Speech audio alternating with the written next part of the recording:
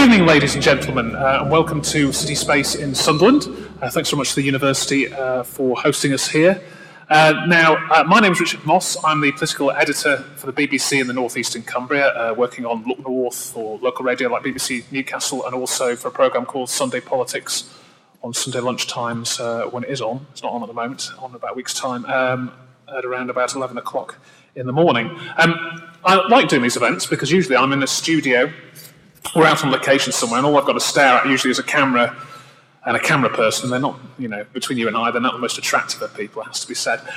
So it's nice to see, a proper audience here, etc. And it always restores my faith in democracy that so many people do care, as you obviously do, about your city if you've turned out tonight. And tonight is about, obviously, getting the answers to some of your questions, some of your queries about the city. Because, of course, as that video said, this is your city. People up here are either paid for or elected by you, and that's why they're here to answer questions tonight. Now, before we start proceedings, there's obviously a bit of housekeeping to look after.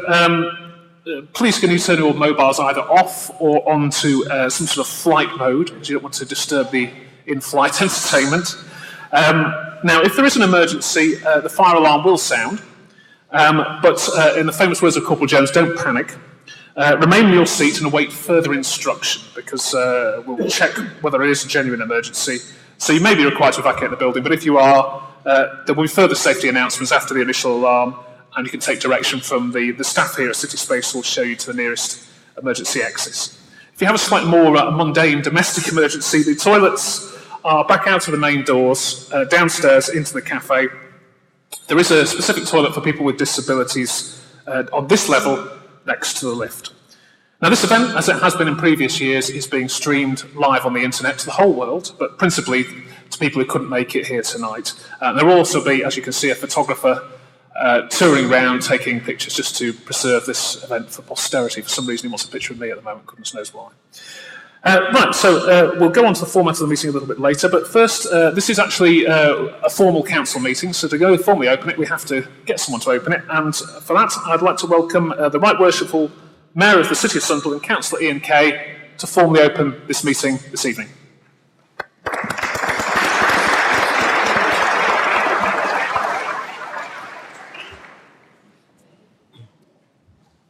Thank you very much for that, Richard, and I have to share your enthusiasm for appearing in front of a live audience, because normally when we have a council meeting, if we have 15 or 20 people sitting in the gallery staring at us, it's quite commonplace. But tonight there must be, what I'm guessing, 200 plus people. So welcome, and I hope you really enjoy yourselves tonight.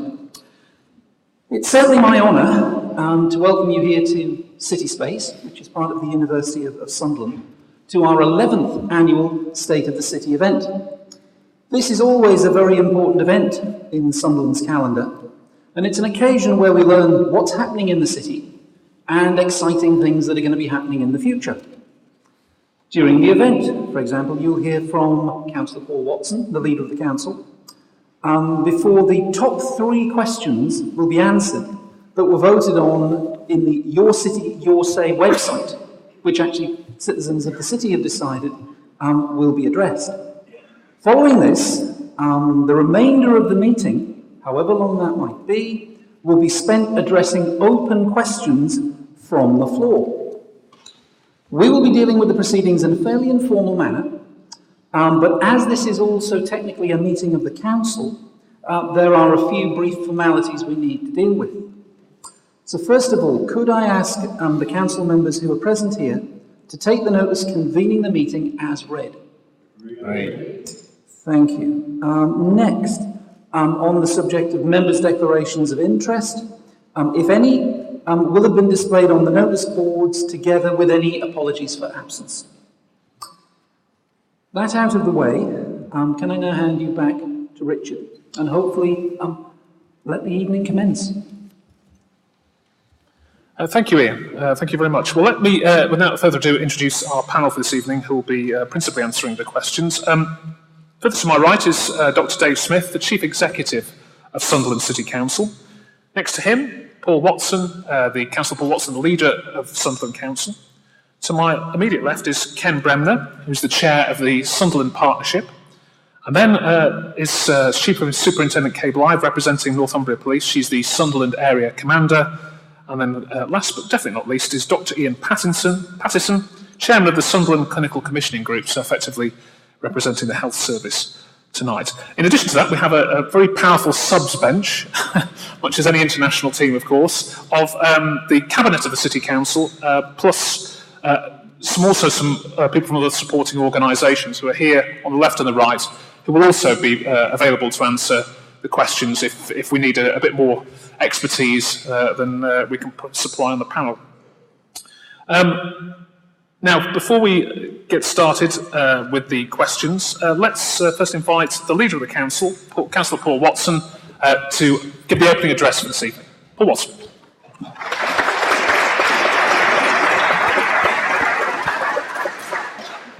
Thank you very much, and thank you very much, Richard, for the introduction. I'd first of all like to say good evening, ladies and gentlemen, and just express what a great honour and privilege it is to be standing here as leader of the council of our great city. And I think first and foremost that I've got to say that I'm here along with my fellow councillors as elected members and representatives of local people, of you in fact, and we've got to understand that this is genuinely one of the few times across the year that we can get everyone together and everyone who wishes to come to actually talk together and form opinions and answer your questions.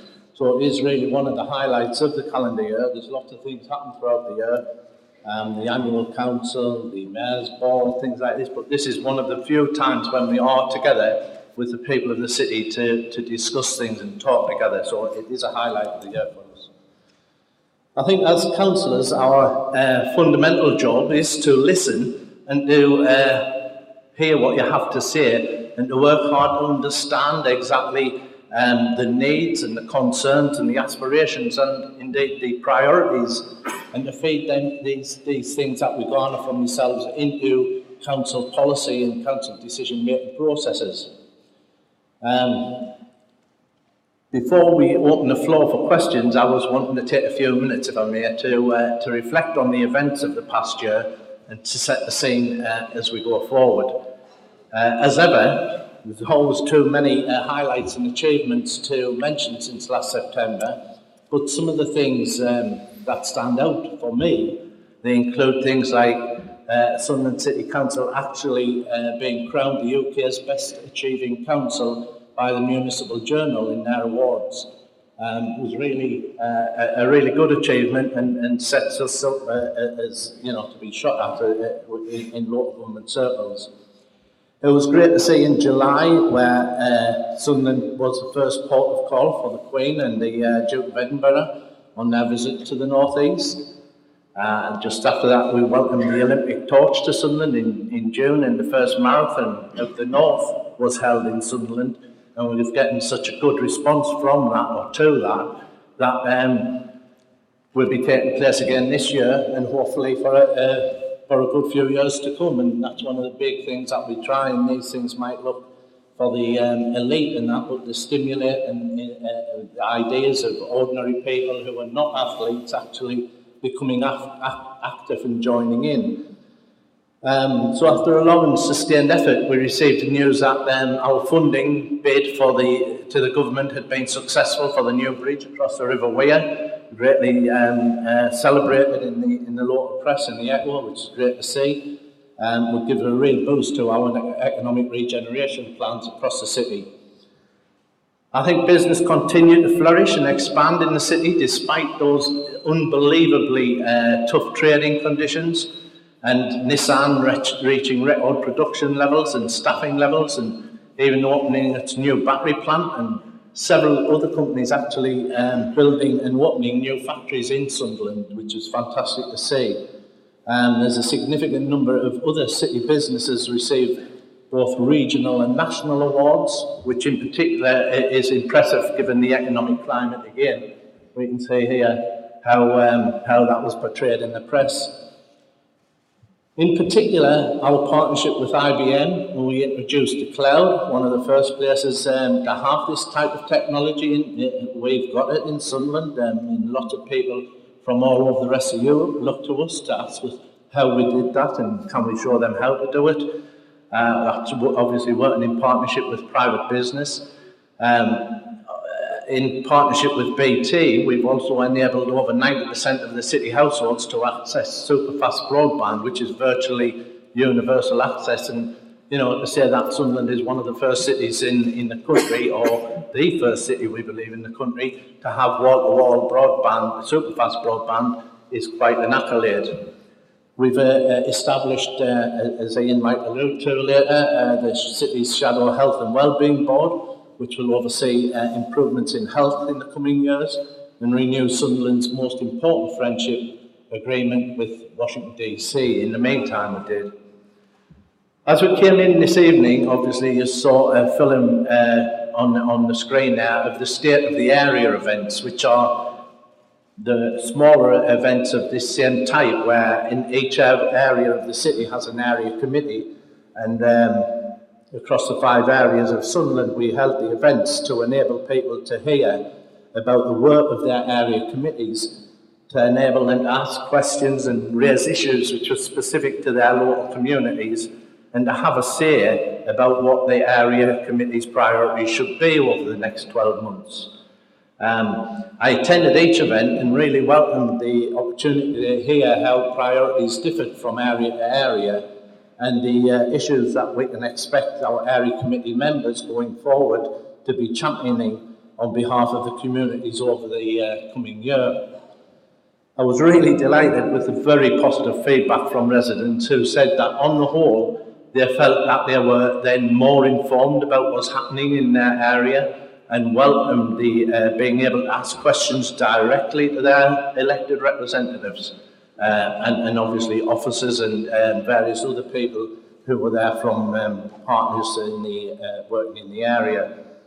They felt it was good, and they were enabled to be involved in the decision making on future priorities for the area. Also, some issues common to all 5 areas came up. The perennial issue across the city, such as parking, and we will now look to consider these on a whole council and whole city basis wherever we possibly can. I said at the area events that we recognise one size doesn't fit all, and that for the most part each area is different. So over the past year we've seen further development of the area committees and the continued development of responsive local services for environmental services in particular. Residents have told us that services are much more tailored to the needs and requirements of their neighbourhoods now, and that standards and responses the response times are excellent. So what you think as the people we are here to serve is of the highest importance to us all. But I just wanted to emphasise that the city's progress is rightly being recognised and applauded in a whole range of ways beyond the confines of Sunderland and our own boundaries. And some examples of which you can see on the screen here. And the things that people said about us, Leigh Corporation's president, you know, the Leigh Corporation, the jet company, Gideon Jewell, telling you what he thinks about dealing with Sunderland, you know, an international entrepreneur and businessman.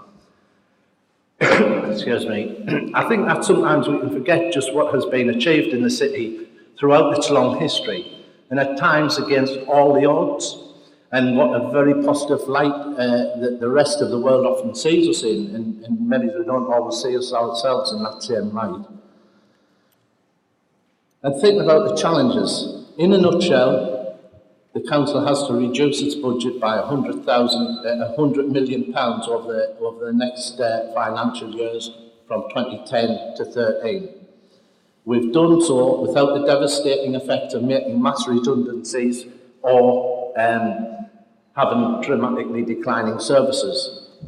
We know that we face the same amount of reduction in the next 3 years to 2015, and this is for the council alone. And that's not taking into consideration, obviously, the cuts being faced by our partners in the police, in the NHS, in the fire service and all the other public funded services, and which absolutely has a critical and crucial knock-on to the voluntary community sector. And we've seen in recent months some tragedies in projects failing, like the Bridge Ones project, that really will have a bad impact and a detrimental impact on areas of the city, or across the city in fact. So we need to look at how we can plug these gaps and how we can help the people who are still there to continue on doing the good work that they've been doing in the past. Because it's the right thing to do, the city and its people are choosing the hard way, what we would call the Sunderland way to do things. And that's not just by making wholesale cuts everywhere. We're trying to do it in a more intelligent way by continuing with our pledge to do more with less, which we call the Sunderland way of working, so that we can make things go further, make smaller amounts of cash, smaller budgets, and actually do more. And this is an increasingly difficult task, as the financial pressures are going to last longer than anyone expected, obviously, and as a result, the effects will be much deeper. We do continue to be flexible and innovative in our approach through the end goal remains the same, to ensure that Sunderland is a place where people can fulfil their ambitions and their potential, and that fundamentally we support and safeguard the most vulnerable members of our society. Come better days, whenever they do come, likely towards the end of the decade, people are forecasting, hopefully the city will not have stood still. We're doing things now, as I said, creating jobs and enticing industry into the city, making it a more prosperous place to be, so that we haven't stood still by the time recovery comes, and we don't have such a wide gap to bridge between the better off and where we are. We will have taken every opportunity to narrow that gap. I can promise you this council is looking to do that actively. But we recognise and embrace the potential to redesign and indeed improve service. It gives us an opportunity to do that. But we must keep you, the customer, at the heart of our efforts and invest in the future where it makes sense. And again, as we strive to make the right and best decision for the city, it is heartening to be receiving your positive feedback as we've had recently. Recently, the Chief Executive and I met with the councillors and community representatives. We do this all year round in a rolling programme. We go through the 25 wards. And at a recent meeting, it was said that the officers working with local residents in the new Sunderland way of working were more responsive than ever. And this was the council working at its best. And these are people from the community talking about our officers, and makes us really proud, and we're really pleased with how we've been changing things in recent years. So I'm pleased to say we can take further encouragement from the results of obviously the recent resident survey, and some of the results of which you can see on the screen there. And just looking at that, things, you know, in the high 80s through into the 90% of satisfaction ratings, you know, we must be doing something right. I think it's important to say at that point that we're not complacent. We know things are hard, but we have an ever-increasing demand as people become less financially, economically active, that they depend more on services in the council to make sure that they are healthy and care for their well-being. But nonetheless, we will strive to provide that extra service, notwithstanding the fact we are reaching probably as high as we could get in percentage ratings. I think looking ahead to the sort of approaches we're going to be needing to take, I think the recently launched Make It Sunderland initiative, which you can see there, which includes a dedicated website promoting Sunderland as the easiest place in the UK to do business. It really exemplifies the city's determined spirit and underlines the fact that we're not simply battening down the hatches and hoping for this economic storm to pass. We're actively out there fighting for business for Sunderland, fighting to promote Sunderland, and fighting on your behalf in the wider world. We are also updating the Sunderland Economic Master Plan so that it guides us through the rebalancing of the local economy further towards private sector-led growth. Obviously, the necessary transition brings with it significant opportunity, but the downside is, unfortunately, employment is likely to go up before it comes down, as the government's austerity measures have their inevitable impact across the country, indeed, not only this city, but I believe with our dependency on public sector workers, they'll have a worse and bigger impact on us than most other places. But you'll be assured that we are balancing ambitious aims and innovative approaches with a pragmatism and a realism, and we do not underestimate the size or scale of the challenges and the effects of the global economic crisis on the people and businesses of Sunderland. We know that the welfare reforms will have an impact on the significant number of local people, and that in many households it's going to be incredibly difficult to cope. The differential between income and outgoings, the council is therefore going to do everything it can and is seeking to work in particular with the voluntary and community sector and the community-based organisations to help people understand what the impacts will be and what sort of help and support they can get, particularly from the council, but other agencies working in the area and in the city. So there's no doubt that the challenges are mounting, and although the approaches we've taken to saving the 100 million so far have been very successful, more of the same cannot suffice and will not do the job, because quite obviously there's not the same kind of savings to reap. So we need to carry out significant work with the council to shape the organisation, to shape its services and its workforce in a way that helps us deal as best we can with the unprecedented financial pressures that we're facing in the city. In order to do this, we must have a thorough understanding of what the people of Sunderland needs, aspirations and priorities are. That's why events like this will be so important. I need to thank you for coming along to tell us what you think and how you wish us to guide us going forward.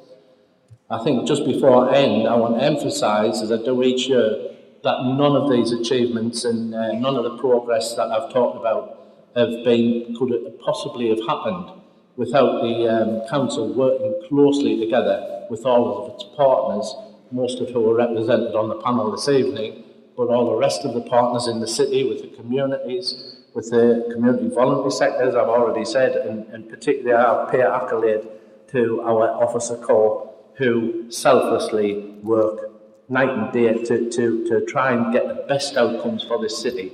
That's why we're at the top of the league. I think it's never been so important as now to pull together on the right and unique set of priorities for our city as we find ourselves in the most difficult economic climate for decades. And although resources are vastly reduced for all partners, our commitment remains as strong as ever. Work together within the Sunderland Partnership, the Economic Leadership Board, the Safer Sunderland Partnership, and the Health and Wellbeing Board, name but a few of the partnerships and boards that we work together in. Quickly, I must also applaud the business community and the voluntary and community sector for recognising the power of partnership and taking the initiative over the past year to come together to help and support one another. I recently attended meetings of the City Centre Traders Association and the Millfield Residents Association, and it was incredibly heartening to see these communities with such a sense of purpose, determination, a passion for what they're doing, and all around a common agenda to make things better for themselves and the city as a whole. Sunderland has a world-renowned reputation for its community spirit and the resilience of its people, and I'm confident that together we can forge ahead to make the city truly great again. If I can, before I hand over back to Richard, I'd like to thank my colleagues on the panel this evening. They're, like me, very much looking forward to having your views and hearing your views and answering your questions. And I'm very grateful to them for giving their time this evening. And of course, thank you, Richard, for once again making the time in your busy, demanding schedule to host the event for us. It is very much appreciated. Thank you, have a good evening, and we'll get on with the show. Thank you.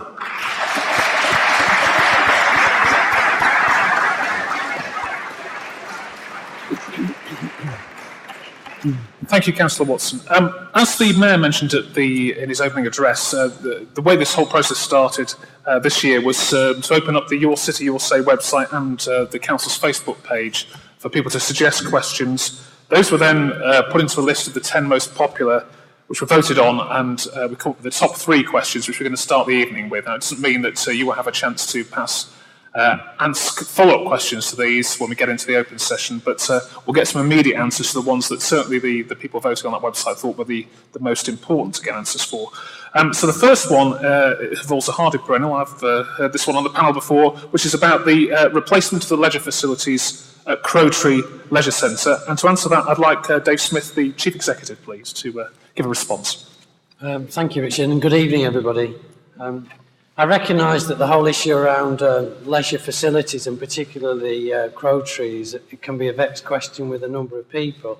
And I recognise within that, of course, any change takes time to happen and represents problems as well as opportunities for people. I think it's important from the Council's point of view, first to help people to understand what's been driving us in terms of our whole leisure and sports development over the past few years. Put simply, what we've been seeking to do is to provide as much opportunity to as many people in the whole of Sunderland to access leisure and sports facilities. And to that end, the Council's invested £60 million in the development of modern sports and leisure facilities across Sunderland. We've now reached the position where each of the city's 5 regeneration areas has a public 25-metre swimming pool, a sports hall and a wellness centre, something that we could not have claimed to have made available to the whole of Sunderland before. This has included, obviously, the Sunderland Aquatic Centre as the region's only Olympic-sized swimming pool. But it also involves the development of 2 new community pools at Hetton and Silksworth, 7 new wellness centres, the upgrading of football pitches and local facilities across the whole of Sunderland, and the transformation of play areas for children and young people. And not only have we already delivered all that list, we have booked the trend and committed, resourced, and are about to implement the redevelopment of a brand new leisure facility at Washington. Of course, introducing that scale of change over this period of time with that amount of investment comes at a cost. Part of that cost, obviously, is financial. But some of that cost is about change to traditional facilities that in the past have served Sunderland well, but now present a problem for us. In its simplest terms, it no longer makes economic sense to publicly fund and invest in Crowtree or to build a new leisure facility of the same sort. The Council's only arrived at that decision after looking very hard at the options around upgrading an ageing facility in an ageing building run with very ageing equipment. But in financial terms, both in running costs and capital investment, it simply reached the point where it would be unaffordable against the amount that we've invested in new facilities to provide new opportunities to replace Crowtree like for like. Of course, we would welcome the opportunity from private sector investors to develop facilities that are beyond our purse to deliver and simply wouldn't be good value in public money terms if those investors came forward, and we would work with them to try and deliver additional opportunity in the city. But in terms of the opportunity for the council, we're seeking to continue to develop and sustain that commitment to provide good quality, modern facilities in all our communities across the city. We've reached the point where it's not affordable to continue with Crowtree Leisure Centre for the long term. However, we do have an absolute commitment to assist those who are using the facilities at Crowtree to have access to alternative facilities before we take any other action with Crowtree. The final point that I would ask everybody to consider in this is not just the loss of Crowtree when it does finally close, but also consider the opportunity. One of the driving factors that many of us share and many State of the City debates have debated is about how we continue to act as a catalyst for growth within the city centre, particularly in the retail offer, in the opportunities for new business development, for the opportunities to extend the bridges, for the opportunities to create real space for cultural development within the city. The site that Crowtree sits on is a prime site for that development. It provides a logical opportunity to extend the bridges. It provides a real opportunity to create new cultural facilities within the city. We shouldn't pass over that opportunity lightly. And the council wants to try and bring those opportunities to light. So I hope I've explained why we are where we are and the decisions we're seeking to make. And I hope there's some balance in the debate between both the opportunity as well as the challenges in change. Thank you. The second most popular question, highly related really, was involved the regeneration development of the city centre itself. And I'm going to ask Councillor Watson to answer that particular question. Thank you very much, Richard. Obviously, as we've said before, and as I said on the opening remarks, I have recently been visit a meeting of the city centre traders, and there's no more bigger group of people in the city that it matters to than the people who make their living there about the importance of the city centre. I think we've got to say that the city centre is one of the 5 aims in the city's economic master plan, so that's how important we rate it. We are saying that it is one of the 5 main things that we need to get to grips with in the next a few years. And obviously the council has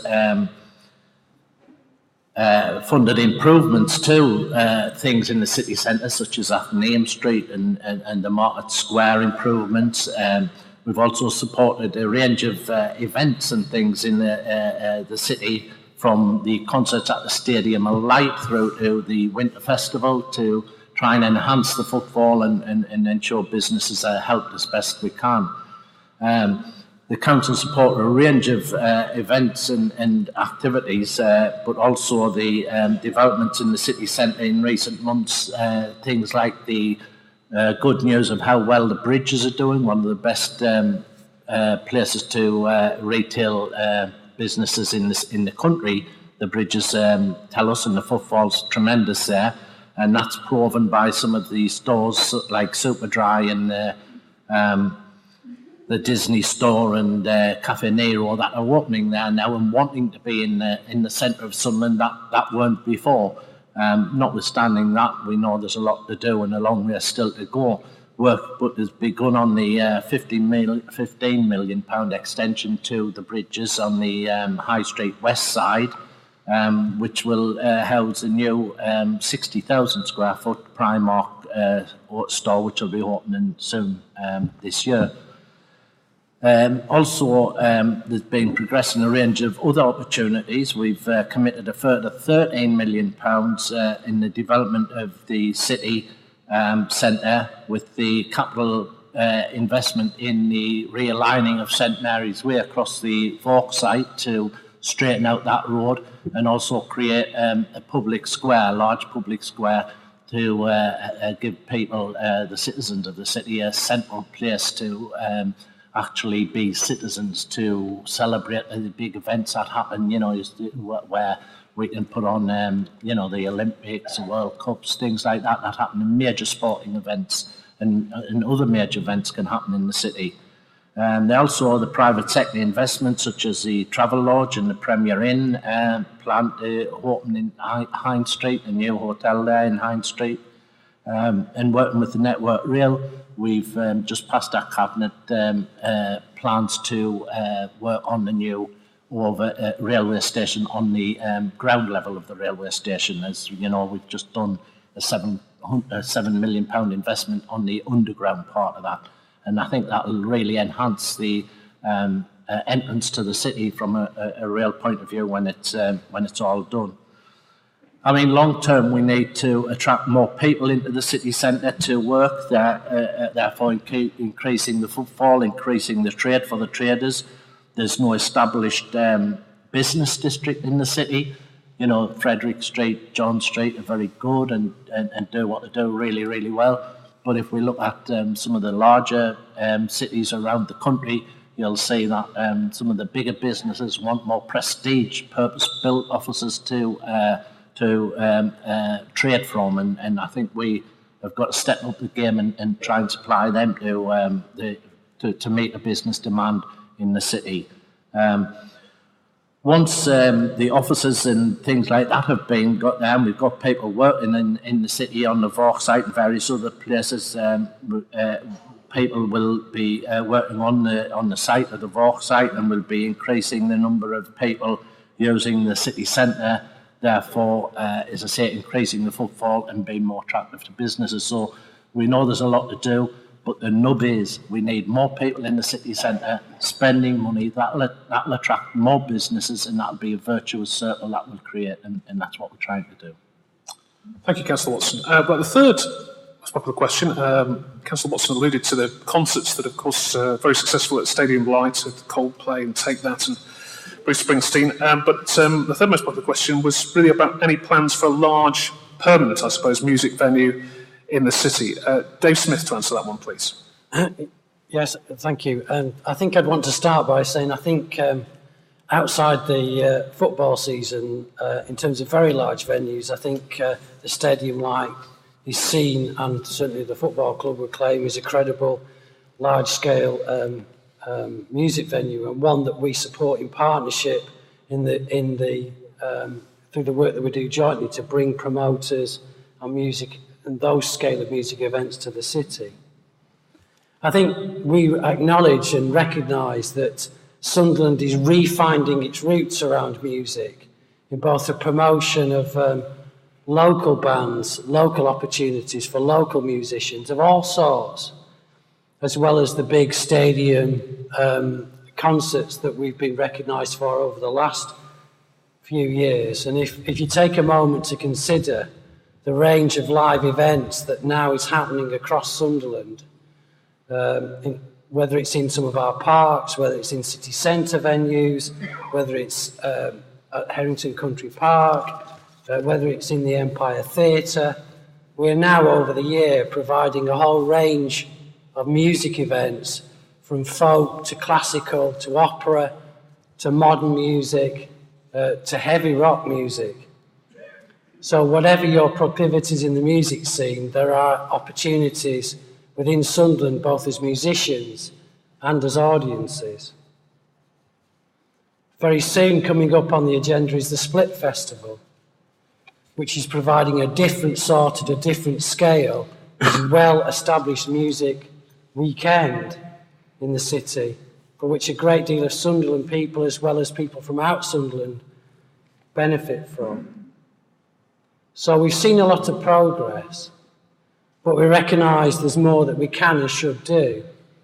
But we also believe that the can and the more is about more than just the public sector finding the money to support this. Actually, the most successful outcomes that we've had in the music scene is when the public sector and the private sector have worked together to deliver fantastic events, music as well as other types.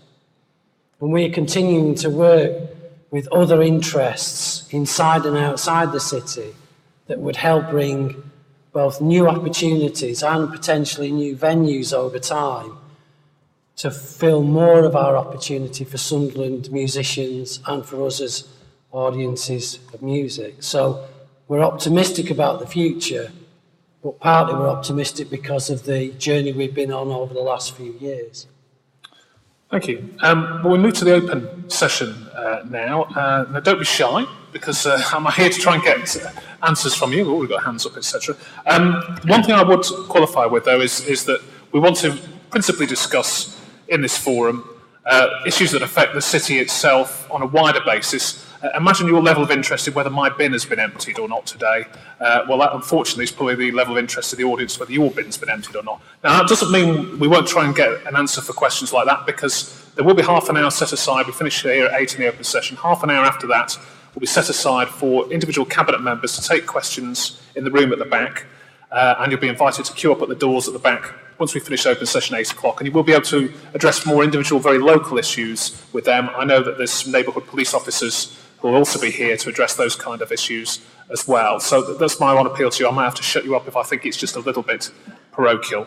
Other than that, there will be a microphone to come round for you to be heard nice and clear. I would like it, if you can, to give some brief introduction, say who you are, where you're from, etc. It just helps the panel guide them as well, and guide me. Right, okay, well, let's open it up. Now, it's quite difficult for me to see sometimes, so I do apologise if I don't pick you up straight away. So what I'm going to do initially is I'm going to go to 1/3 of the audience at a time. So there seems to be a lot of keenness on this left-hand side, even though there are a few people at my left. So I'm going to get a question from there first of all. I'm going to take the woman in the white top first of all. Thank you.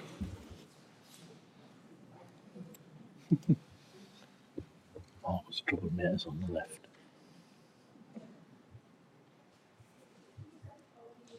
Sorry, hang on, we can't get the, let's just get the, I don't know whether the microphone's turned on, just so everyone can hear.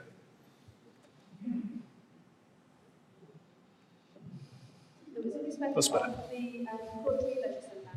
I'm part of the campaign who's been trying to get poetry back open. And one of the main questions I wanted to ask was, you say that long term it's not viable to keep poetry open, but on the Freedom of Information request that we actually submitted, it would seem that no actual assessment to refurbish the leisure centre has actually been carried out in recent years. So, as in, I asked, and there's been no assessment whatsoever on the leisure centre. So, I don't see how you can say it's not economical if nothing's actually being done to try and establish that fact. Dave Smith, do you want to go back on that, or Councillor Watson? Yeah, I mean, it's clear about if you want to take a detailed technical viability study, we know the usage is hard as it was in the previous years as it become less popular, and notwithstanding the central hardcore of people who still wish it to be open and want it to be open, that we estimate is not going to be enough usage to pay its way in future, because part of the reason is some time ago, quite a long time ago, the decision was taken that it wasn't the optimum place for that or the optimum use for that part of the city. I think it's been explained by the Chief Executive. Anybody looking strategically at the city will understand that the business and retail and commerce needs to be in the city centre, and that's part of the reason why the city centre hasn't taken off as the way it might have in recent years. Not the only reason, but part of the reason. We need to get more of that into the city centre, and Crotery is in a prime place in the middle of that city centre. So then years ago, might be 5 or 6 more years ago now, the council took a strategic decision to devolve out to the areas the sport, leisure and exercise facilities. And I think we've been through a list earlier on where we can see we've got a swimming pool in every regeneration area. We've got 7 fitness wellness centres across the city. We've got, we've set aside this year 11 million pounds, I think, to build a brand new leisure centre in Washington. You can see how we actually taking the leisure and wellness facilities out to the people in the areas that they live, where we believe it's more accessible and better for them to be, which absolutely then frees up the more important areas in the city centre for things like commerce and retail, which is exactly what it should be. So I appreciate that there's a level of feeling amongst some residents that they would like to see the Croaky Leisure Centre the way it was. I don't think it would ever be the way it was. When you get inside of it and you look at the roof's gone altogether. The rain just pours in, teams in. It's not safe. But apart from that, we know without carrying out a detailed assessment, we can ask our surveyors who we employ to look at the situation of the condition of the building, and they can tell us that it cost many tens of thousands of pounds just to actually patch up the bits and pieces that need doing. So, you know, if the people of the city wanted us to spend a lot of money carrying out a detailed assessment, I think at the end of the day, even then, if it was up and running and fit for purpose, it would still be in the wrong place, in the wrong time. Okay, thank you. Right, I'll go to the middle now, and there was a woman with the up top there, just the hand up.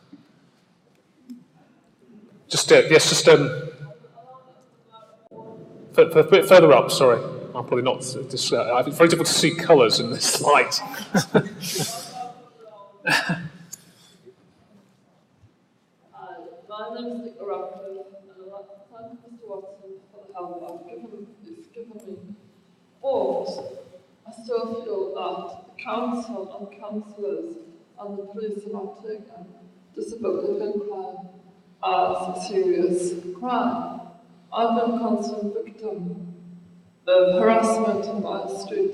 My car's been damaged, the only car on the street. CCTV footage put up. Police come and say, sorry, we can't do anything because we don't have our own. This is going to be sick. But then a neighbour can come and park a car, earn tax, sat there for 6 months, and the police don't do anything. She's a difficult person. But, you know, on another question, the council seem to provide a lot of money for the Gay Pride. 3rd of December is Disability International Day, but it goes unrecognised. At the minute I'm trying to press for this to be going through dialogue, but I found that they are dragging their feet. Oh, well, if we got enough interest, if we got the win. But so that is not enough. We should be celebrating this. The council should be celebrating this. Money's being poured into racism, disability, the Gay Pride. What about the disabled? And I think we need some money poured into our situation. We've got centres closing, left, right, and centre. Arch is a waste of time. They say, oh yes, we're reporting, but there's nothing is doing. They don't come out to see how the victim is, how upset we are. Okay. So, you know, it's just got to be on a joke that, you know, domestic abuse is the first agenda of the council. Money is poured into that, but money is not poured into disability harassment. Thank you very much. Well, let's try and get answers to questions. It's probably not the best venue to raise a very specific question about yourself, but I will address that with the police in a moment. But let's deal with a more general issue of, I suppose. Yeah, no, I will address that. We'll get the police to address that as well. But let's deal with a more general issue, first of all, of support for people with disability in the city and money for celebrations and for their facilities. Either Dave Smith or Dave Smith first.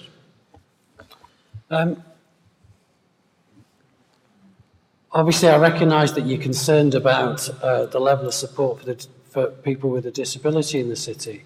And I'm quite happy for us to have a discussion also outside this meeting to understand the specific nature of your concerns about what you're seeking support with. The council has a clear commitment to all forms, to eradicate all forms of discrimination and to support positively those in the city with a disability, along with other groups that you've mentioned. We work closely with representative groups, of which there are, of course, as you recognise, a number, both to understand the obstacles to achieving that sort of equal opportunity, and also the means by which we may promote disability, both as in terms of service provision, in terms of employment, in terms of how we work with others within the community. If there are messages and issues for us to learn, and we recognise there always are, then we want to hear those messages and take them into account. And I'd welcome an opportunity to discuss those issues after the meeting as well. But don't confuse the fact that the council is not committed to these issues, because it is. It's an agenda that the council takes extremely seriously. The elected members of the council hold officers to account, both in terms of the services that are provided and the way we conduct ourselves as an employer.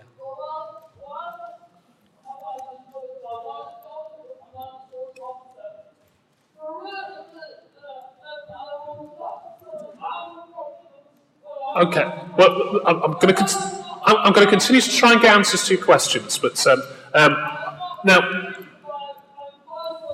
Yeah, well, unfortunately, without the microphone, it's very difficult to hear. So let's see if we can get some more answers to your questions. Now, it was suggested to me that, might be dropping a minute there, but Neil Reevely, the director for this particular area, might be able to help as well in terms of giving a response to you. Yes, thank you very much. Yes, Neil Reevely, the Director of Health, Housing and Services. I think, first of all, if we aren't making some of what we're doing visible enough, I think we can certainly learn that from what the questioner is saying. I think a lot of what we are doing perhaps isn't as visible as it might be, so we can certainly learn from that. But as other speakers have said, the investment in all sorts of areas across the city, we've talked about sport and leisure facilities as well as things in the city centre. As we make all those investments, we are and have a commitment to make all of our communities completely disability friendly, if you like, in those terms. Places like the Aquatic Centre, we made sure there are not only physical facilities there, but staff available there without anybody having to be formally referred and so on to support people with disabilities to use those facilities. When the council opened its new contact centre on Fawcett Street, we ensured there was a proper changing place so people with profound disabilities could make use of the city centre and have access to the things that they may need. As we're doing other things across, whether it's the seafront and other areas, we're always building into the fabric of the city as we invest in those things to ensure that people with disabilities can access those things the same as everyone else can. And as I said before, if we're not shouting that loud enough from the rooftops and involving that, then I think we can take a lesson from that and certainly advertise that more so that people know what that's about. I think in those areas where people need support, despite the extremely challenging financial circumstances that both the leader of the council and the chief executive have alluded to, we still continue to have a commitment to preventive services across the city, supporting particularly things around supported housing. A number of people in their communities will have seen specialist housing for older people and for people with disabilities in their communities to continue to support that infrastructure across the city. I've certainly noted and taken the point that the President talked about in terms of any particular days or weeks in the year when we can promote these types of things, and we'll certainly take that on board and we'll work with groups to see if we can take that further. Okay, I'm going to just turn to Superintendent Kay Blythe as well, just to deal with the more general issue of, I suppose, crime against people with disabilities or any, assaults or victimisation. Thank you. First of all, I would like to say that it is a really serious issue. I agree with you entirely, and you have got the right to be respected and valued as any citizen of this city has. Can I just continue? And what I would say is I'm really sorry that you don't feel that the progress made to date has been good enough. I think we are making progress, but we're willing to learn. Some of the things that I would point out are that we are undertaking a much greater scale of awareness and training of our own officers and staff so that they understand the issues, because there is a degree of ignorance out there among society in general, I would say, about the issues that people with disabilities face, and we are working to improve awareness of our staff around the issues that people with disabilities face. We're also working with independent advisory groups who have representatives from all walks of society, but including people with disabilities, to try to understand what those issues are. With regards to the reporting of crimes, I agree with you. I think it is an issue that people perhaps feel anxious about coming forward. One of the things that we've worked on with the partners across the city is arranging safe places that people can go to, not police stations, which can be quite daunting for people to come into, but places where they will get some support from independent people to help them make their report of hate crime. There are issues about repeat victimisation of people with disabilities, and again, one of the issues for us is improving how we identify our victims and how we provide support and follow up. So really, in summary, I would say I would never ever be complacent and say that we've got it entirely right, because I agree with you, we haven't. But what I would say is that we're striving really hard to try to improve in this area, and I think we are making steps. And again, I would be very happy to speak to you one-to-one after the meeting, if that would help.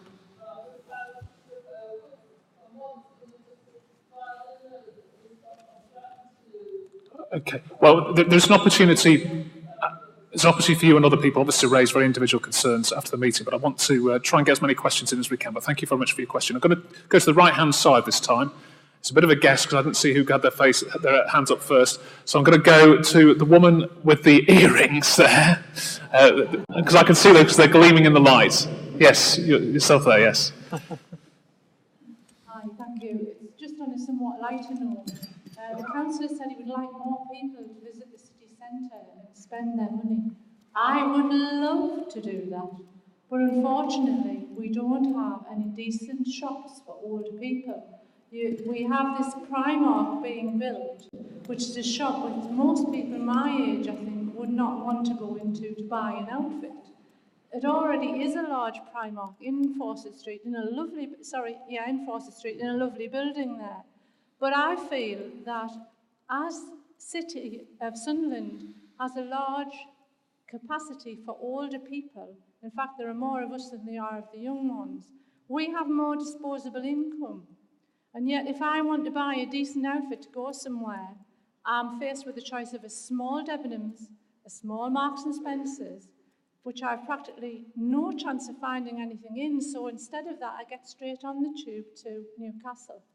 We've lost all of the beautiful stores we used to have in the city, and it's a crime.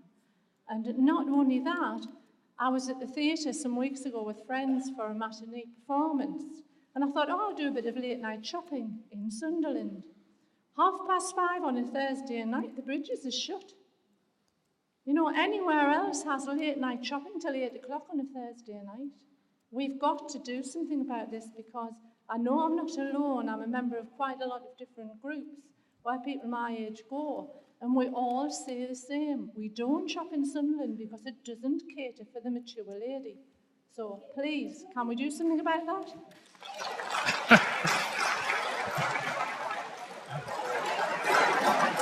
Thank you very much for your question. Well, let's turn first to Ken Bremner from the Sunderland Partnership, because I suppose this is... No, I don't know why you're laughing, but because there are two serious issues there. One is about, I suppose, the choice of retail available in Sunderland, and the other issue is about late opening hours. We know that Newcastle has got this Live After 5 initiative. Ken Bremner. Well, I suppose the panel would probably completely agree with your sentiments, actually. And that, to me, emphasises the point that both the leader and Dave made, that one of the central planks of the strategy for Sunderland is improving our retail presence in the city centre. So you've just very articulately actually supported, I think, one of the central strands of the council and the partners in the city's policy. I mean, there is an interesting point about the age issues, if I can put it like that, in a public forum, and I think that's a very valid point, actually. And that's something we're here to listen tonight to concerns from people. We're here to try and develop the city. If that's a concern from a large number of people in the audience, then please be assured people on the panel and the agencies will try and take that into account. Dave Smith, how much thought goes into, we'll deal with opening hours in a moment, but the kind of retailer that you're trying to attract to the city in terms of, how it fits in with what's on offer here? Well, an enormous amount of thought goes into it, not just from us, but also from the organisations who represent the retail industry, who carry out the studies that encourages and attracts particular types of stores, particular types of retailers to the city. This is it's not an issue over which we have the power to drive it. Retailers come according to their own analysis of the spend profile in the city, the types of ages, the types of economy that it requires, and the types of shops that are required. We can influence and we seek to persuade, but we do not have control. We would absolutely agree with the comments being made that actually a major audience in Sunderland that has both the money and also the desire to shop in Sunderland is a key draw, and one that we use constantly with our partners in the private sector who are persuading stores to come about the opportunity in Sunderland. What we have to continue to match the opportunity that we're saying exists with evidence of the spend that people are actually making in the city. And there is a chicken and egg. How do we attract the retailer who says, but nobody's spending on this particular thing in Sunderland? And we're saying, well, nobody can spend in Sunderland on this particular thing because the retailer's not here. And it is a very difficult circle to get out of. I think we have strong alliances with the likes of the bridges and the owners of the bridges, and strong alliances with the retail organisations themselves in the city, because we're all after the same thing, which is to encourage diversity, encourage new shops to come, encourage more opportunity for Sunderland people to shop in their own city. I have the same challenges as you when I'm shopping in town. So we can do it, we can encourage people, we look for your support in making those cases. Ultimately, we're not the determinants of it, obviously, but all we can do is provide the evidence, provide the voices, and try and encourage those stores to make those investments in Sunderland. Councillor Watson, come back to you, but also I suppose that there was a point about opening hours. I mean, anyone who's been in Newcastle City Centre knows after 5 you can go shopping. It has kind of changed the atmosphere there as to whether that's something you would consider in Sunderland and whether there's any appetite for it amongst the retailers, I suppose. There is an appetite amongst the retailers, and it is actively being considered. I think the Newcastle one was on their bid district, and where they paid a lot of money and they pay on top of the rates. The traders in Sunderland City Centre are working together and are discussing their opportunities that they have got to make a business investment district. And we actively support them in that. And in recent months, we've actually supported the formation of the city centre traders, and we have now an officer dedicated to working across the city centre. But a lot of what I said previously, Richard, was about increasing the footfall. And if we increase the footfall through the centre, if we could get 1,000, 2,000 people in offices working on that fork site, they're going to work every morning, coming out for their lunches, spending a couple of hours after work in and around the city. That massively increases the viability of the city. That enables traders and different shops and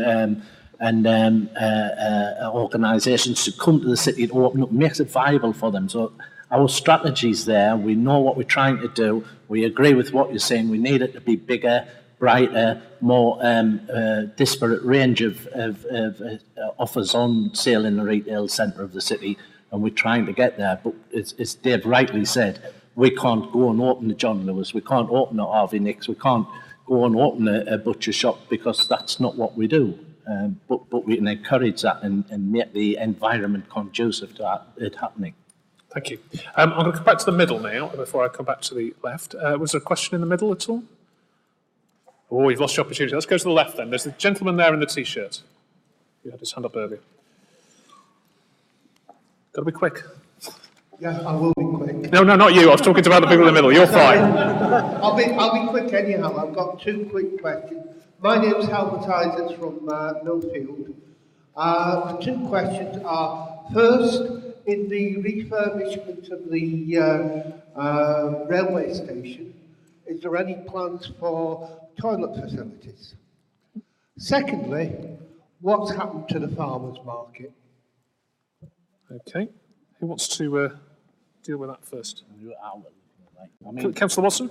Obviously, the railway station we believe should have toileting. We push to have toileting, but it's not our railway station. It's run by Metro and the Strategic Rail Authority, or Northern Rail, I think, also operate in Network Rail. So we can't just say, yes, there will be, but we'll put as much pressure on as we can, because obviously the more toilet facilities around the city centre, the better.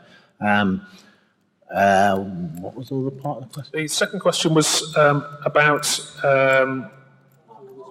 yes, farmers' market. Farmers' market, yes.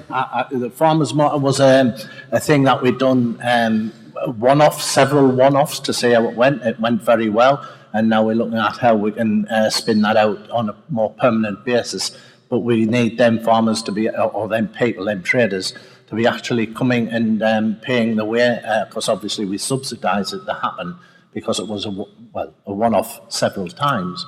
But now we need to see how we can make it work on a regular basis.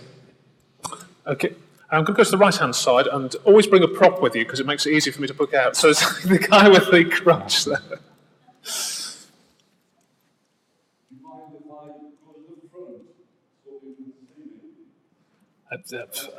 By all means. I want to tell people a little story. Can we make sure it's not I'm more than happy to hear from you, but let's try and make it as concise as possible, because we've got to get a lot of questions in. I think I deserve 5 minutes. I'll give you one reason. Sorry, can everyone hear me? I think I deserve 5 minutes because, for one thing, I think I've lived and worked, been brought up in Sunderland more than anyone on this panel. Can I ask you to come to a point about what question you want to put, please? Why isn't Sunderland Council helping small businesses, entrepreneurs, innovators? Now then, but I'd like to carry on though, please. Well, give us the reason why you want to ask that question. That would be relevant. By the way, Richard, will you tell BBC Newcastle that there's a place called Sunderland when they put the weather forecast up? Do you agree?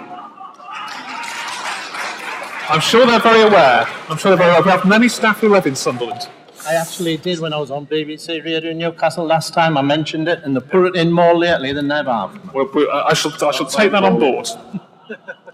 Well, pleased to get that in, yes. Do you know, Sunderland Council aren't helping innovators, and it's so relevant. Entrepreneurs feed the council with cash, don't they? Now then, I've got an issue with you. It mentions ambitions, etc. I have my glasses now. It mentions ambition, etc. of Sunderland City Council. Also, something else. I'm really trying to keep this short. Can I make a quick quote, please? We will work with the business community to provide the environment for business to grow and develop, and as a consequence, create good quality jobs and opportunities for local people. You ain't doing that. Now, can I give you a reason? I'm going to tell you a story, and I'm not being selfish for my little business. I want my innovation to thrive for Sunderland. I can only eat one loaf, I can only drink one cup of coffee. I don't want to be technically that rich. Okay, it's for the people of Sunderland. Now then, I'll tell you a little story. Have an innovation. Dr. Ian may remember me once. I gave him a little insight into it. By the way, Doctor, can you please... So I'm going to have to come to a point. Why do you think there isn't support for entrepreneurs? Okay. Is there some specific reason why you don't think there is? Okay. Over December 11, I went to the business development people in Sunderland Council. The virtue said, get lost. Went to BIG in Sunderland, which some of you may know is for innovations. The Virgin told me, get lost. I went to SES in Sunderland. That's for businesses. The Virgin told me, get lost. I then went to RTC in Sunderland. Regional Technology Centre. They told me to get lost. Guess where I went? The same place as Joseph Swan went, actually. He got no help in Sunderland, so he went to Gateshead. Not Newcastle, by the way. He went to Gateshead with his invention.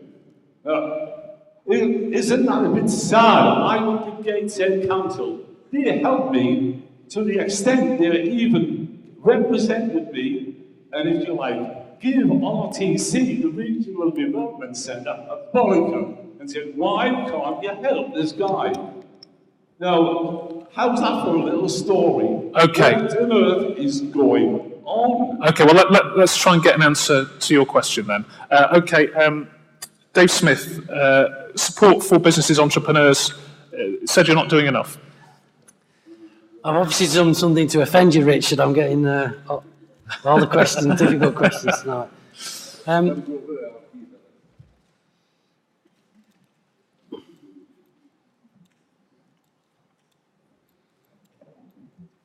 Well, first and foremost, I'd always begin by recognising there is more and different that all of us could do to support and develop both potential and existing entrepreneurs in the city and to help our business to grow. I would dispute about the fact that we do nothing. We do an enormous amount, and I'll just give you a little bit of an illustration of this. If you talk about the city centre, we've helped the city centre in a number of different ways, businesses in the city centre, both to prosper and through these difficult times to sustain themselves. Through a range of financial awards that we give, a range of free business advice and support that we provide, through a range of actions that we take, spending £1 million a year to support the infrastructure of the city centre and to ensure that the city is clean, tidy and presentable. On a wider front, we have a range of actions that we take as a city council, as well as those that we take with partners like the Business Innovation Centre, like Software City, like SES and others, to help develop and sustain businesses. We have an incubator unit, which is really a centre for commerce called the Evolve Centre at Rainton Bridge, which we provide low-cost office accommodation for budding entrepreneurs. We help those entrepreneurs not just with the office accommodation, but with business advice, specialist and generic advice, and help them access finance opportunities and help them to access international as well as national markets for their products. These are bright people with fantastic ideas who need a bit of help, sometimes financial, often other types of help, and they're reaping the benefits. Those people would tell you, we've been enormously helpful. That centre is full. It's so full of those businesses. We've had to invest in a new second centre called the Software Centre that's just being finished now in the city centre, which we anticipate will be just as successful for new and developing Sunderland entrepreneurs. It's not just us either who are doing that. The university has a range of what it calls hatcheries, which are the means by which clever students coming out and finishing at Sunderland University with new business ideas are being helped to hatch those ideas in an environment where they're supported by us, by the university, by others, to help get those ideas off the ground as real businesses that employ real people in Sunderland and keep those graduates of Sunderland in our economy. And finally, just to give you a further illustration of the sorts of things that we do, is we've been running a scheme called Be Your Own Boss, and we've been doing this as a council and with the Business Innovation Centre. And in the last 18 months, we've helped 420 people, Sunderland people, start their own business. These are people who otherwise would have been unemployed or otherwise not succeeding in their previous employment. They're now running their own businesses for themselves in Sunderland, in our local economy. These are tangible benefits for people in Sunderland that are being provided and assisted by the council and others. Okay. No, I'm going to move it on because clearly you have an individual case. At 8 o'clock, as I say, the Cabinet members and others will be available for you to raise any individual issues. I've got a lot of questions to get in, so I'm going to insist on moving on, I'm afraid. Okay, I'm conscious I am going to come to you, so put your hand down. I've spotted you. I'm conscious I'm at the back there. I've spotted you as well. I will come back to this side. It's just I'm conscious I don't want all the blood flowing out of your hand. I'm going to come to the middle again, see if there's a question there. Yes, there's a woman just there, the only one that's in the middle. So we're just going to get the microphone to you so we can hear. Hello, I'm Margaret Story, born and bred in Sunderland. I want to be proud of Sunderland, and I think everyone sitting in this room would agree with that. I have a family who don't now live in Sunderland, unfortunately. They come up with their partners and their families for days, weekends and weeks to visit me. I've got friends living all over the country. Now, it's a bit of a tongue-in-cheek question, but I'd like all the panel to answer this question.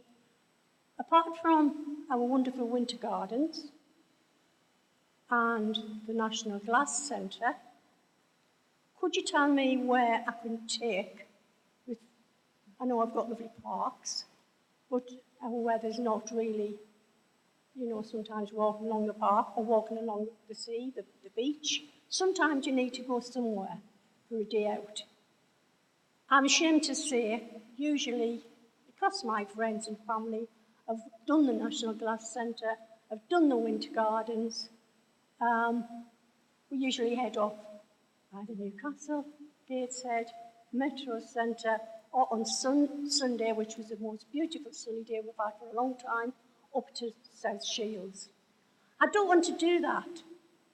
I want to show off Sunderland to my family, to my friends, to people who are not born and bred in Sunderland.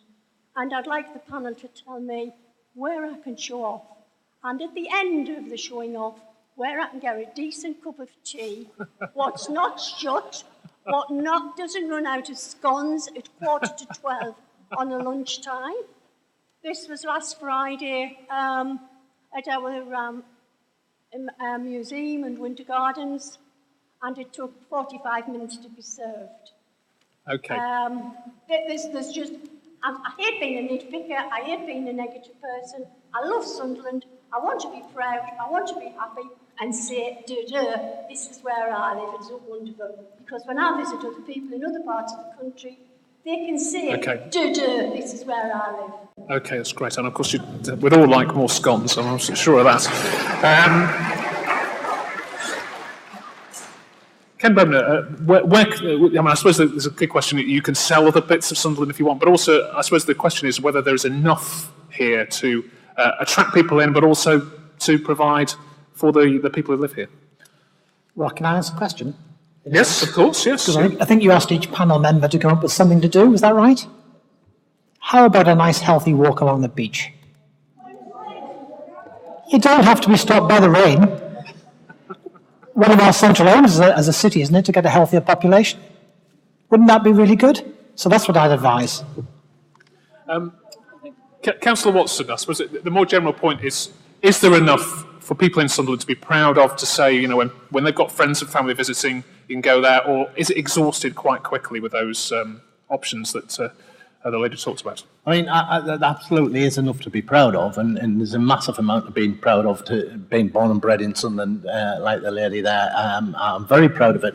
It's never enough things to do, and I think there's a balance to be struck there. There's indoor, outdoor stuff, and I think people in Gateshead, when they get sick of going to their Metro Centre, etc., come through to the Glass Centre, and they'll be sitting in Gateshead saying, we could have a bit more. Of course you could have a bit more.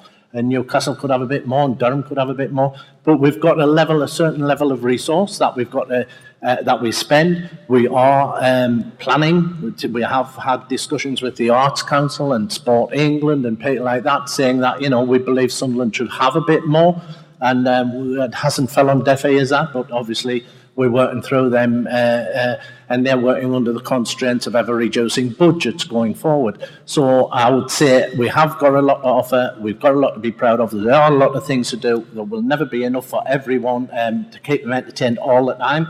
But when you do look around the offer for the North East region, you're talking about 2 World Heritage Sites within, Hadrian's Wall, Durham Castle Cathedral. Hopefully we'll have a heritage site on St Peter's and St Paul's in Sunderland and Jarrow. We're talking about massive events and festivals that happen around the region, from Stockton Riverside through Mouth of the Tyne, through Sunderland Airshow, through masses of things happening all the time. And if you actually, we've got one here, looking at our summer brochure and our winter brochure of events, you'll be stunned and you'll see how much we do care and how much we do, I think. Okay, I'm gonna move on, unfortunately, because we're.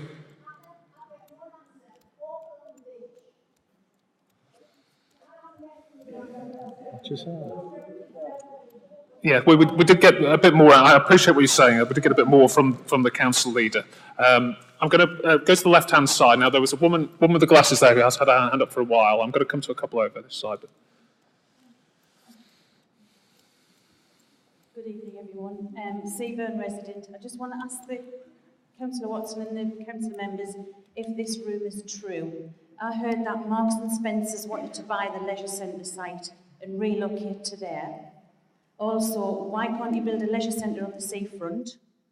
And the lady who wants the scones, why did Barnes Park, Herrington Country Burn Park have a council-run cafe restaurant, yet the seafront hasn't got anything? Who knew scones would be the big issue of the night? Councillor Watson, let's deal with rumours, I don't know whether you can, of M&S and the seafront. The leisure centre, Marks and Spencer's, not to the best of my knowledge, we have never had an offer from Marks and Spencer's. They may want to talk to some of the retailers like Land Securities and things in the town about how they might fit into the future plans of the town, such as Crotery and its successor, but they have never spoken, as far as to the best of my knowledge, to us about wanting to buy Crotery. Leisure centre on the seafront. Yes, it'd be a great idea. I think there's nothing wrong with us looking at that. We've recently, as most people know, bought the Pullman Hotel. In the meantime, we've got it out on short-term lease so that somebody's looking after it. But we now own land right across the seafront from Morrison's down to the Pullman and somewhere behind and into Seaburn Camp. And as soon as the market conditions are right, if there's private sector money to come in to go with our asset, we certainly would be interested in something like that happening.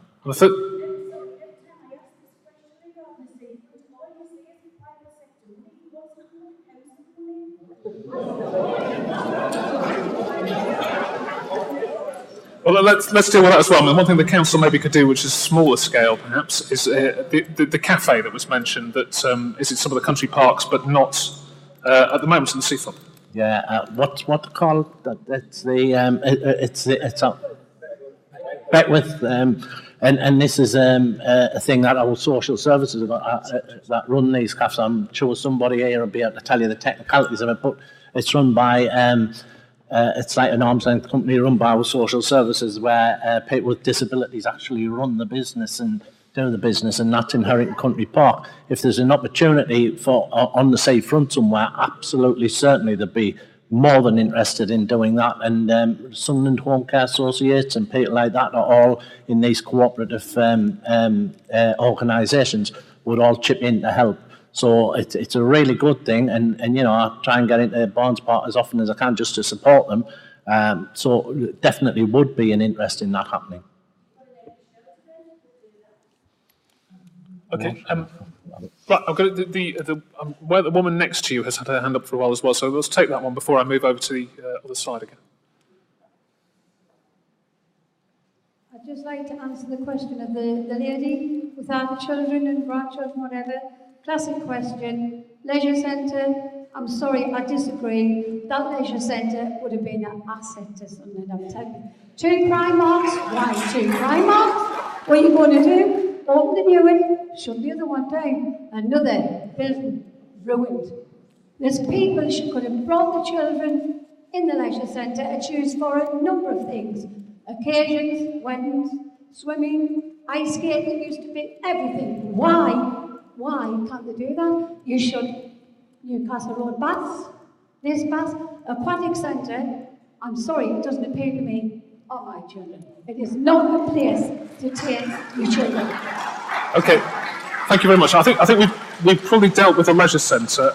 Let's just deal very briefly with Dave Smith with the aquatic centre. I suppose the accusation there is it's not particularly family friendly.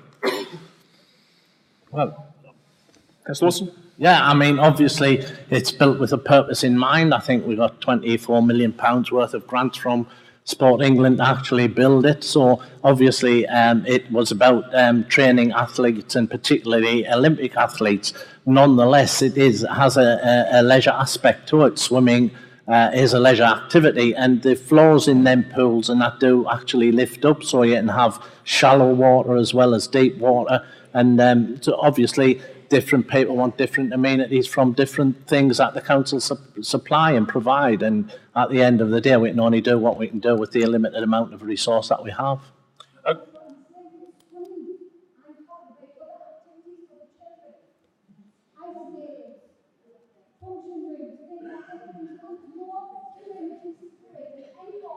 Okay. Thank you very much for your question. Thanks very much for your passion as well. Very important issues to people. I'm going to go over to the right-hand side, and there's a woman right at the back who has been straining and waving for quite some time. No, sorry, no, right at the back, right at the very, very back. I will come to other people as well, but. Sorry, I had to resort to waving my knitting at you. I'm glad it was your knitting. I was trying to wonder what it was, to be honest with you. But anyway. I mean, I've only lived in Sunderland for over 20 years now, and it is becoming progressively more beautiful. The council is doing quite a lot with very limited resources. However, in the interests of economic prosperity, inclusiveness, and making the city a more attractive place to be, would this council consider working a bit more proactively with other commercial and retail and other organisations in making the city accessible? It's not just for people in wheelchairs, it's for people who are pushing babies, people with other mobility problems. There are so many businesses and premises, from shops right through to even trade unions, that aren't fully accessible. And that's something that could be met and should be done, and I'd love to hear your response. I think we did touch on some of those issues, but Ken Bremner, how willing are organisations in Sunderland to listen to that kind of appeal and do something about it? I think they're very, very willing to listen to that sort of issue because it's a very valid issue. The question is actually how easy it is to do it, as the individual rightly acknowledged within the severe resource constraints that we all have. But if you're talking about the partners across the city, absolutely willing. So I think it's a very valid point you raise. We'll put that into our planning process. Anyone else want to come? Dave Smith? Well, I absolutely agree with the challenge. The challenge is a continual one, and it's right that the questioner raised it.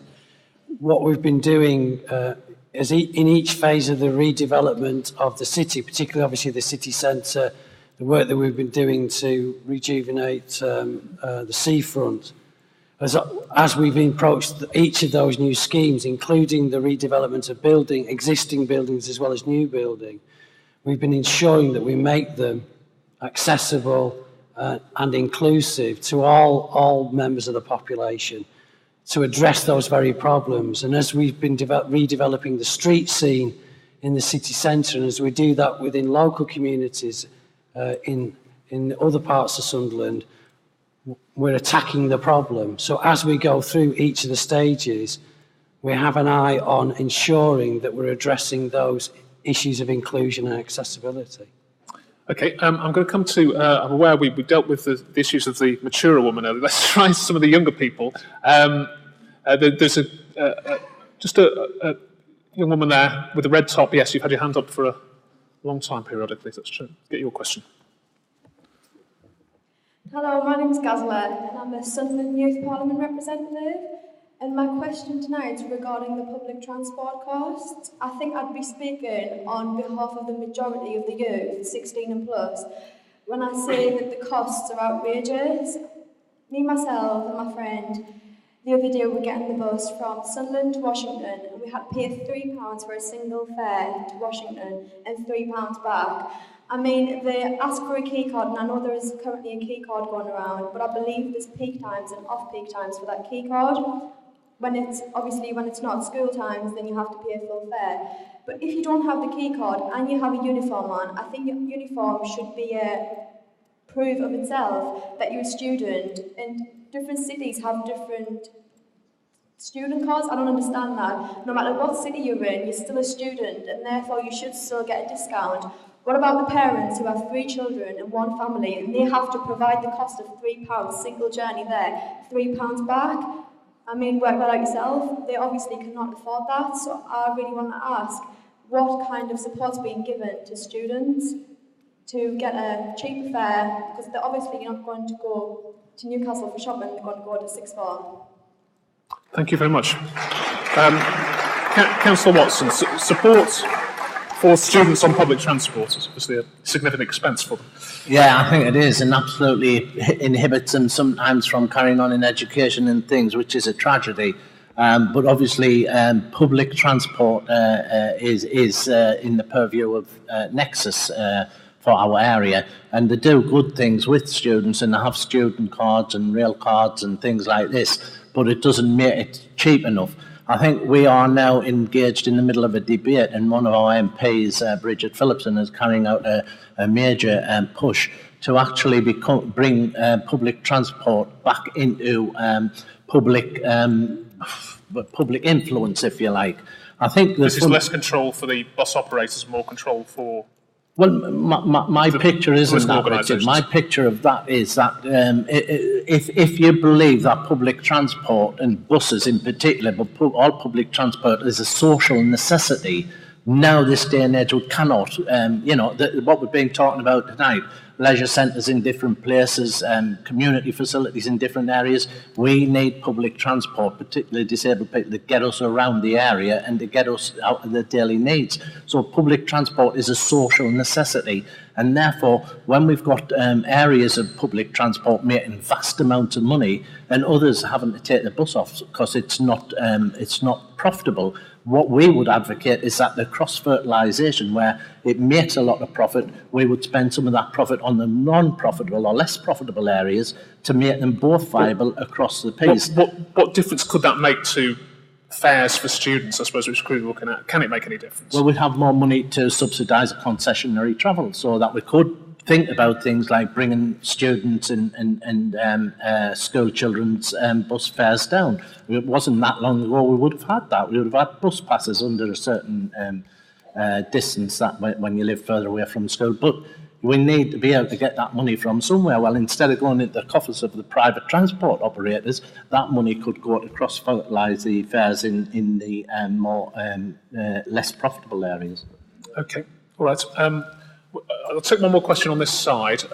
There's one who probably denied the question to one earlier, so let's try.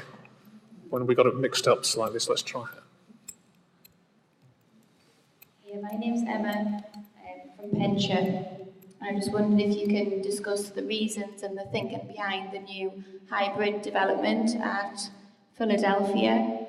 For people who don't know about it, it's a massive road infrastructure that's going to go through Philadelphia, Herrington, East Herrington, and come out past Herrington Country Park and Penshire Monument. It's also going to my knowledge, include a new college and learning centre, even though we already have a purpose-built college at Shiny Row, which is going to be closed. It's going to include 630 houses, and as we all know, there are dozens and dozens of brand new housing estates across the city where developers are already struggling to sell the houses. So do we really need another 630? And also what the councillor at the beginning said, sorry I don't know your name, he said about new businesses and new jobs. And I'm being made aware that in the Echo last week, they reported on 60 new jobs moving down to the docks. But what people aren't aware of are those 60 new jobs aren't new jobs. They're moving from the Philadelphia complex. They're not new jobs. People have already got them. And they're being moved from there because of these 630 houses and road infrastructure. So can you discuss the reasons behind and why you think that needs to be changed? Thank you for your question. Councillor Watson. Just to cover off the first one, that particular firm that's moved from Philadelphia down into the dock actually moved to Philadelphia as a stopgap until the place in the dock was ready for them.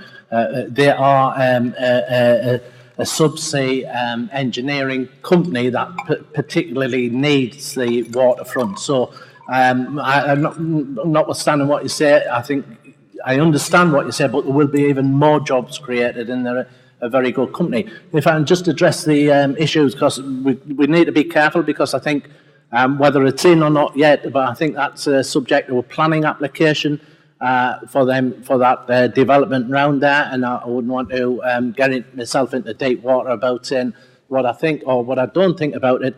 But certainly, again, if there's a planning issue and a planning matter, and that everyone who owns land or has a chance to buy land have got a right to submit a planning application to the City Council as a planning authority, and then they'll go through the process of public consultation. They will then go through a process of evaluating the proposal, and then make a recommendation to the planning committee when the planning committee meets. So we're not the arbiters of what people propose to do with their land, but we put it through a process, a planning process, to make sure that it's fit and it's not no material things that shouldn't allow it to go ahead. So the merits will be debated long and hard, I'm sure. You know, do we need more houses? Probably yes, we do. Do we need more of that type of house? Well, we might need more social housing than we do private housing. How can, I suppose the question is, how can people from the community who are concerned about this, how can they make sure they have their voice heard in this process? The local residents will be consulted. There'll be site notices posted. There'll be local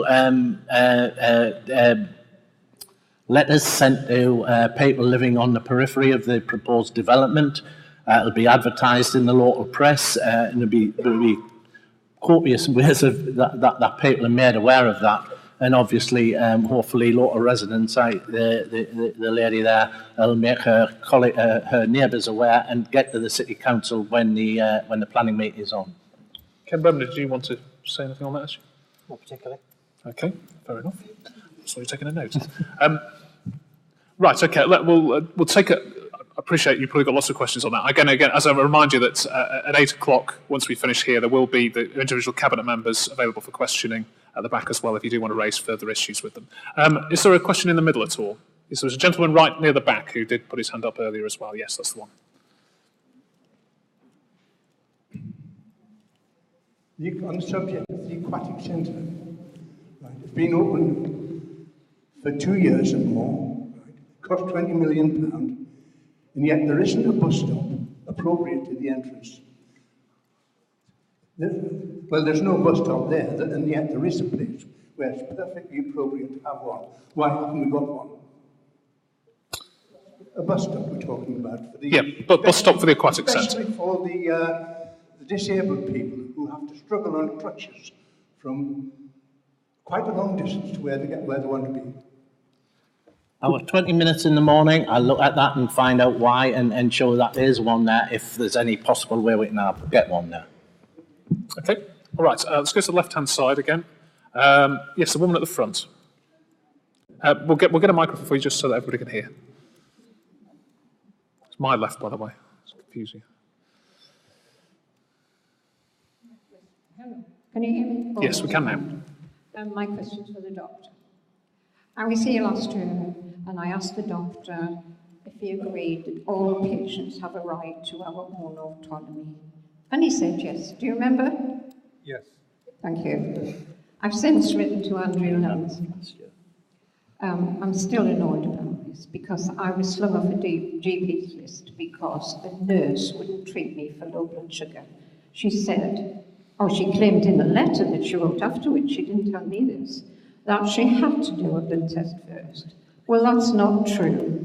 It's patient autonomy. It's my decision when I want to have a blood test, not hers. I got a letter back, not from Andrew Lance. I'm sorry to interrupt you, but because I do feel that it's a very, very individual issue. Is there a more general question about treatment that you can frame it as, please? Yes, I'm getting to it. I wrote to Andrew Lansley because I feel very strongly that nurses can't order us about. They think they can, but they can't. And I got this rather stupid letter back. And he's trying to arrange for medical people to have the power to force people to have blood tests that we do not need. So he's breaking the law. And I would just simply like to point out that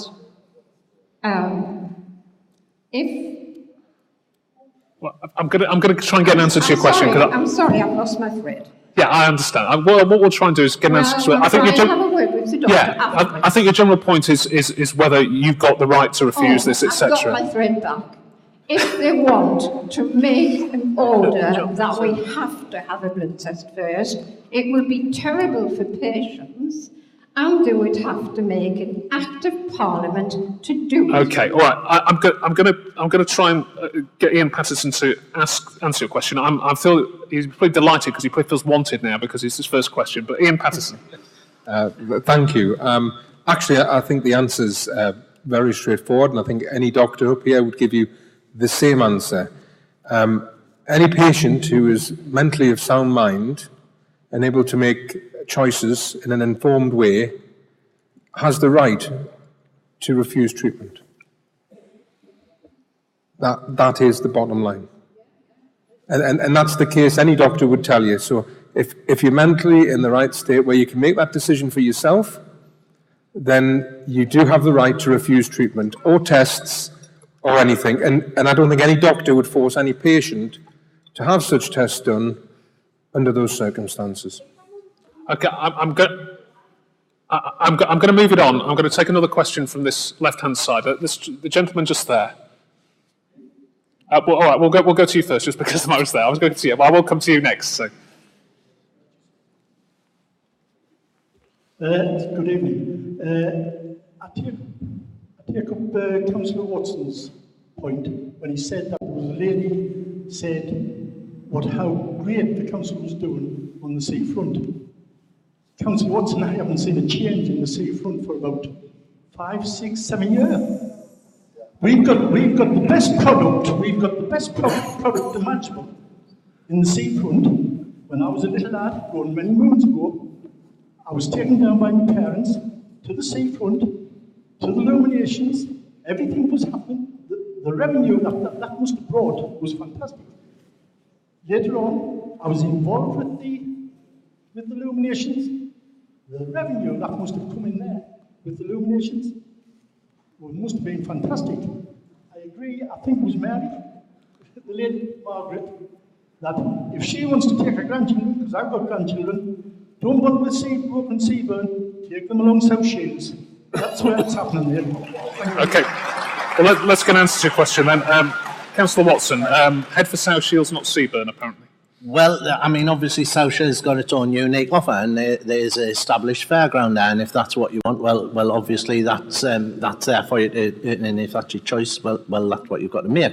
I think certainly I was down last weekend when the sun was out, and you could not move on our seafront. It was packed with people getting things that they want. Part of the seafront is in transition, as we've said earlier. There is a master plan for it. But can I just say about the illuminations? The illuminations are fundamentally, and if you talk to Blackpool, we've just at the air show, we had the leader of Blackpool Council up, our portfolio holder for cultural, tell you how we're working with Blackpool, how they're actually giving us some of the some illuminations.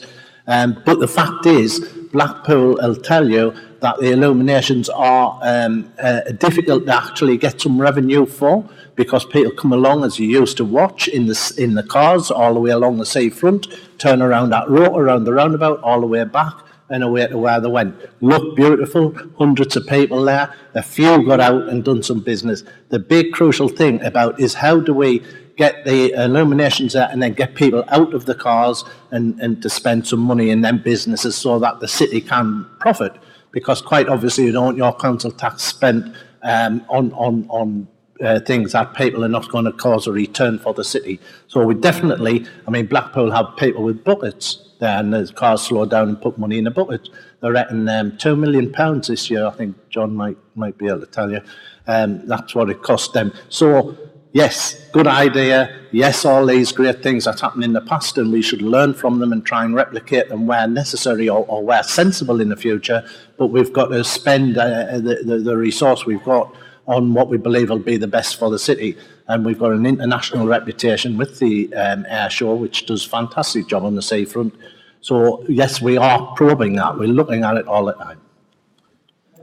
So I'm just going to ask Ken Bremner, do you want to say something in relation to the support for seafront eliminations, etc.? Business. I think the can you hear me? Yep. I think the council is doing quite a lot in terms of trying to redevelop the seafront. That's quite clear from the work they've done at Roker already. And my understanding is, Paul, that you're trying to access some further funds from the Coastal Communities Fund to try and help develop the seafront even further. So it is a priority, but clearly there's a pace at which you can improve things that is dependent upon resources. Councillor Watson said, and I'll go along with you, but then nominations brought in people from all walks. Yeah. Okay. You know, the crowds that came and everything like that, and it was just... Okay. Thank you very much. No, thanks very much for your question. It's very good. Yes, the gentleman who I managed to miss just before, just on the second row here, sorry, further to the front. Well, I think it's about the third or fourth row back. Right in front of you. Yes, that's it. Yes. Thank you very much, at least.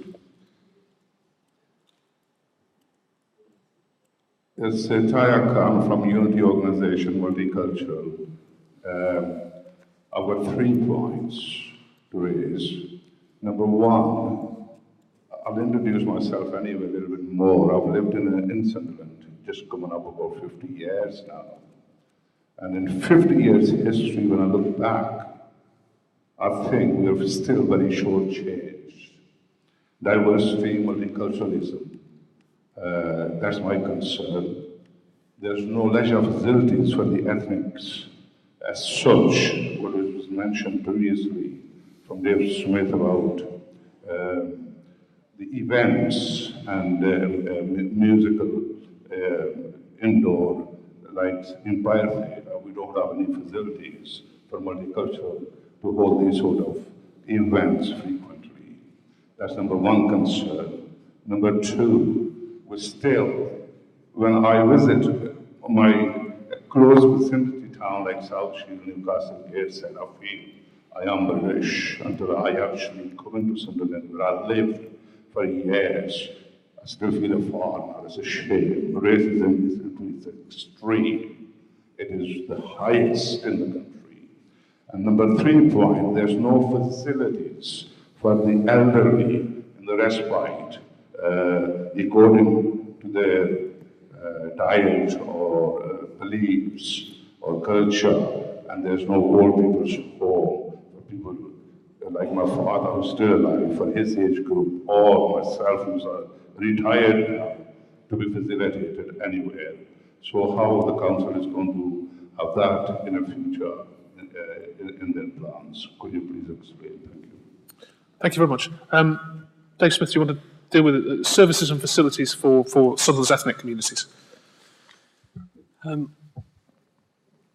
The substance of our approach on these issues, as I think probably the questioner understands, is to enable and support those organisations that are within the city to deliver local facilities, local activities for themselves with our support. We believe that the communities themselves are best able to understand both their local need and also how best to serve that need. And the council has invested a significant level of resources, financial, officer support and other sorts of resources to support a range of those activities over the years and continues to do so. Even in a time when the council faces an enormous amount of cutbacks, as a council, we sustained our level of spend with community and voluntary organisations including those who represent the communities that you're referring to. It's very difficult to see how in the short term we can do more than that, given the challenges that we face overall. But we'll continue to our best endeavours to bring in additional resources from outside the city, as well as using our own resources to support those challenges.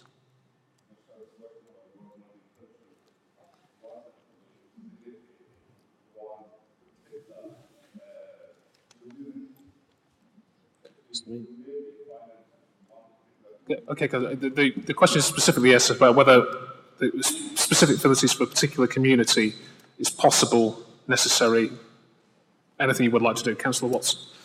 I mean, obviously, I feel a bit comfortable here because I get kicked from the left for doing things for the BME community. I get kicked from the right for not doing it, so I'm comfortably somewhere in the middle here, I think. We got berated the other day for the Bangladeshi Centre actually standing there with £1 million lottery grant, and I've got other people in the rest of the community saying, well, where's our lottery grant? Well, happily, I'm not the lottery. The point being, I think that we wouldn't do anything different. We believe all our citizens are the same and equal, and we would build any facility, would make any resources available to them on the basis of them being citizens of this city alone. Now then, if there's any particular group, because of their ethnicity, because of their disability, because of their sexual orientation, whatever, have difficulty in accessing them facilities that we provide, we will try and make reasonable provision to allow them to do it. So if we need an interpreter or we need some instructions in a different language, various things like this is what we'll do. And that's the only way we can fairly address the multiplicity of needs of the citizens, of all our citizens of the city. Okay, I'm going to take another question. I'm going to go up to the middle there, and again, it's always worth, making yourself stand out from the crowd. There's a gentleman of the cloth there. So. I'm Chris Townsend. I'm the university chaplain here, and I've been in Sunderland for 10 days. Whoa! And You're very welcome. I've been overwhelmed at the friendliness of the city, and my kids have enjoyed Roker, and they've enjoyed Tunstall Hill and amazing places. It's a great place to be, and I'm sure people are very proud of it. That's because of the council, right?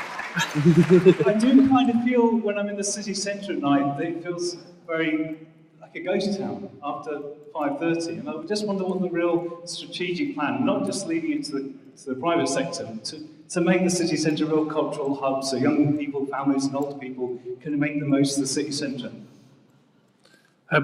We have sort of touched on this, but Councillor Watson, do you want to come back and, it is about a whole range of things to get people into the city centre after normal closing hours at the moment, so it's 5:30. Yeah, and I mean, if you look at that offer from people leaving work, say 4 till 5 and onto the 6 o'clock, and then between 5-ish till 7 or 7:30 and 8 are different things, and the evening economy then goes from sort of 8, and now with all day opening or 24-hour opening or late opening of pubs and that, a lot of people not coming out to the city centre and using the city centre as like a nightclub, pub. I suppose the question is whether it feels, and I'm getting there's a few questions about this, isn't it? Whether it feels like a place that families would want to go in the evening. And of course, there's a nighttime culture which everybody enjoys, of course, later on. But it's that kind of in-between time, isn't it? Between the pubs and clubs really getting going and the shops shutting. And I think the ambience changes. I mean, even from the summer when it's, light summer, warm evenings when people want to get out and about and will go into the city centre, dark evenings in the cold and that, probably not as many go there. But it's is there a strategy, I suppose, is the question, to try and address this? Yeah. Well, our strategy obviously is to work with business. We had an evening economy strategy before, but obviously the credit crunch, if you like, hit, and not at all for 6 really, and there isn't the disposable income for people who want to be spending in the evening. Doesn't mean that we're not trying with the retailers and the bars and pubs and clubs in the city centre to make them as attractive as possible. That includes making the place safe and secure, and making people, we put things on like the illuminations in the winter, the winter market, turn on the lights and do the fireworks in the city centre, various things like that. Running up to Christmas, we usually have a celebrity turn them on and things like that, but there's a limit, you know, and if people haven't got the money to spend, they just simply can't go out and spend it. Okay, let's go to my right-hand side again. If there's a question. So there's a gentleman waving his paper there. We're nearly out of time. My name's Alan MacDonald. I've lived in Sunderland all my life. A lot of things I was going to say has actually been touched on tonight, but I just say it. Same as everybody in the room, I'm probably from Sunderland. We've got two massive assets in Sunderland. One's a football club and one's the seafront. Touching on the seafront, I see dozens and dozens of cyclists every week do the coast to coast, arrive at that little hole in the wall, pop their head through, get a photograph, put the bikes on the bus and drive away. And it breaks my heart to see them people drive away from Sunderland. Why isn't there somebody there? Right, take a photograph, congratulate them for what they've done, got into the city. They don't do it after dark, by the way. It's only like during the day. The other major asset is Seaburn Beach.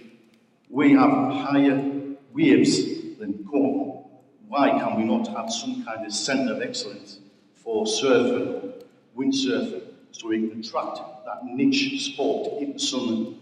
Because we're competing against everybody else all around the country doing all these different activities. We've got something here what we never, ever make use of. Thank you very much. Ken Bremner, briefly, in terms of the city would want to keep people as much as they can who visits here. What can be done from the Sunderland Partnership's point of view? What would you like to see done? The example the gentleman described certainly sounds like a bit of a missed opportunity, if I can put it like that. So it's a very good suggestion. And if we have got people in the city, we want to, as you say, keep them in the city. And I think all partners would support ideas and concepts around, like the one you've suggested, that tries to sell the city, to maximise the benefits of the city while we've got them here. And that is a missed opportunity, and I think all the partners across the city would support that. Councillor Watson, get more people surfing. Yeah, I think the truth is that the Marine Activity Centre, which is obviously the charity that runs the whole of that area down there, does massive amounts of marine activities, as you might imagine. They've tried surfing. It's not the best place to surf. It doesn't have the waves that down there, but they do major on that small sailing craft. I forget what they call them now. They've got a special category, and they've done well in the Olympics. We've got our disabled athlete from Sunderland who does his sailing down there, who competed in the Olympics and who we championed and watched. So there is some stuff there. I think they definitely want to look closer at the end of the sea-to-sea route and see why that's not as good as it could be, and we'll definitely have a look at that. But there are lots of activities down there. We have pumped some money and some assets into the Marine Activity Centre.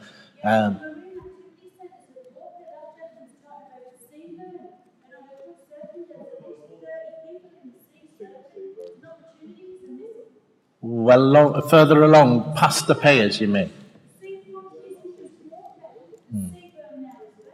Yeah. Well, if they, obviously we would like to keep them there, and I can't say why we wouldn't. Maybe encourage business to open some sort of surfing shop there.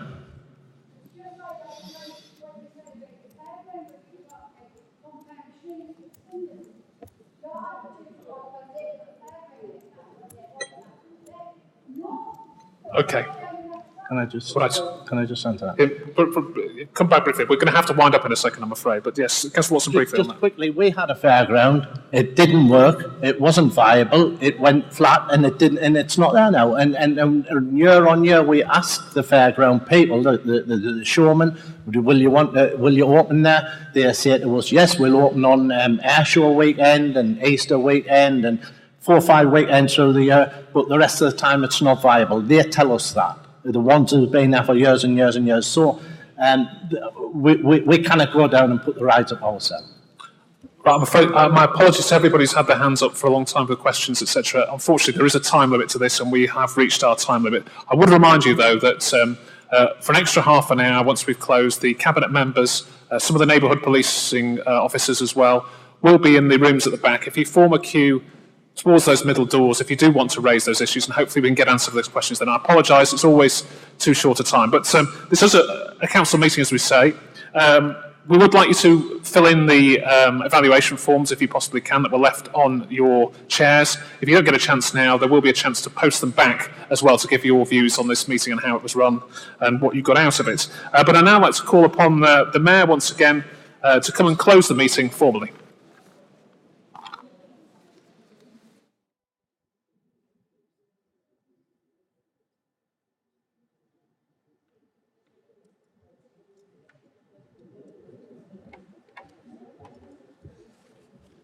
Thank you very much for that, Richard. Before I go into my final summary, could I ask, in the usual fashion, if people could put their hands together for both Richard for his excellent chairing of the meeting, and also the 5 members of the panel who I think have given you the best possible answers they could in the circumstances.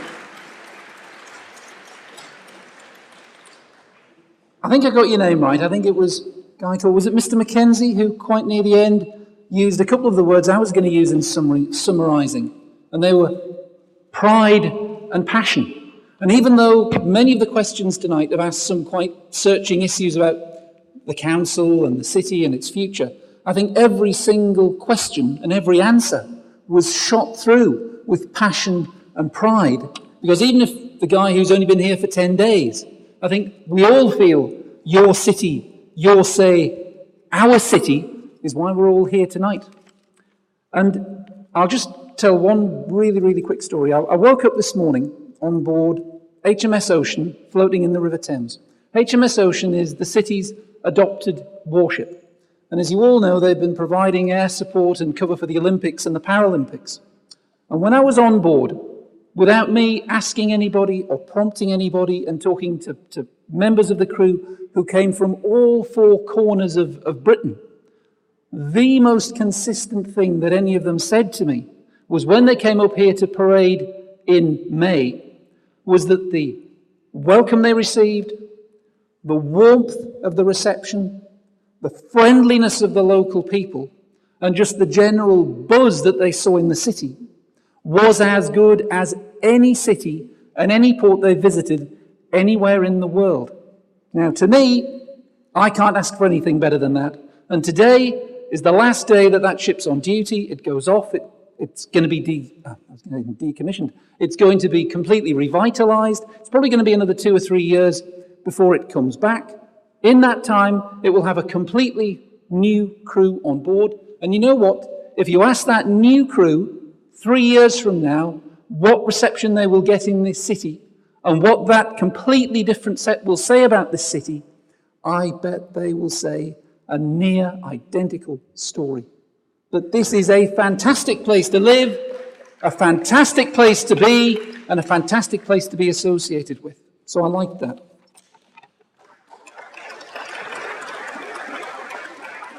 As Richard said, the contents of the debate will be passed on to all the partner agencies who, not just the ones who are on the stage, but I can see Peter Fiddler from the university and others who are in the audience.